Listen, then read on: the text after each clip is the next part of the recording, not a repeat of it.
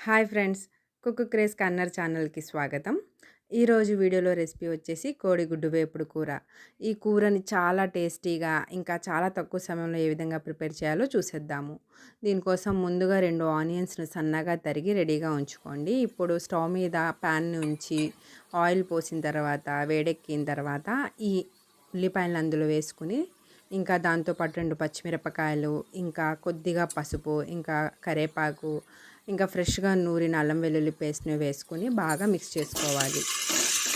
ఈ ఉల్లిపాయలు బాగా మగ్గి కలర్ చేంజ్ అయ్యేంత వరకు ఫ్రై చేసుకోవాలి. ఇంకా అల్లం వెల్లుల్లి పేస్ట్ యొక్క పచ్చివాసన పోయేంత వరకు ఫ్రై చేసుకోవాలి. ఈ ఉల్లిపాయలు సాఫ్ట్‌గా అవ్వటం కోసం ఈ ప్యాన్ మీద ఒక మూత మూసుకొని ఒక 5 నిమిషాల పాటు కుక్ చేసుకోవాలి. ఈ ఉల్లిపాయలు బాగా మగ్గిన తర్వాత ఇందులో 2 స్పూన్ల కారం వేసుకుని ఒకసారి బాగా మిక్స్ చేసుకోవాలి. ఈ కారము, ఈ ఉల్లిపాయలు, ఇంకా పచ్చిమిర్చి ఇవన్నీ కూడా బాగా మగ్గేంత వరకు ఇక్కడే బాగా కుక్ చేసుకోవాలి. అప్పుడే కోడిగుడ్డు కూడా వేపుడు అనేది చాలా టేస్టీగా ఉంటుంది.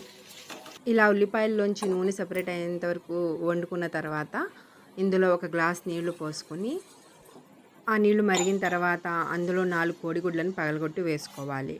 ఇప్పుడు ఈ కోడిగుడ్డు కూరను వండుకోవడం కోసం మూత మూసుకొని స్లో ఫ్లేమ్లో అలా కూరను ఉంచేసేయాలి. కూరని సిమ్ మంట మీద వండుకుంటేనే చాలా రుచిగా ఉంటుంది. ఇంకా అలా ఒక 15 నిమిషాలు అలా వండేస్తే కూర అయితే అయిపోతుంది.